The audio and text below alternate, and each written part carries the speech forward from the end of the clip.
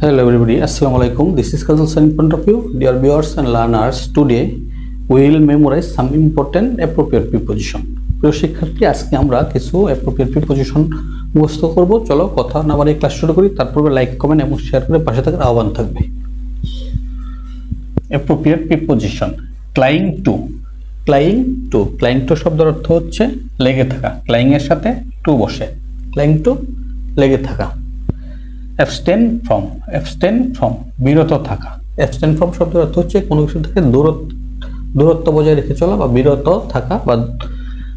থাকা। tired of শব্দের অর্থ হচ্ছে বিরক্ত।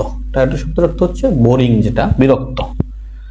tired with শব্দের অর্থ হচ্ছে ক্লান্ত, পরিশ্রান্ত। tired with ক্লান্ত। busy with শব্দের অর্থ হচ্ছে ব্যস্ত, অর্থাৎ বিজির সাথে সবসময় উইথ প্রিপজিশন বসে ব্যস্ত অর্থ দেয়। bring about শব্দের অর্থ হচ্ছে ঘটানো। bring about শব্দের অর্থ হচ্ছে বয়ে আনা। bring about বয়ে আনা বা ঘটানো। access to এর সাথে প্রিপজিশন টু বসে। access to শব্দের অর্থ হচ্ছে প্রবেশাধিকার, নিকটে যাবার অধিকার, অর্থাৎ কোনো কিছুতে অ্যাক্সেস করা, প্রবেশ করার অধিকার। Dear learners, thanks for watching and listening me. Assalamu alaikum.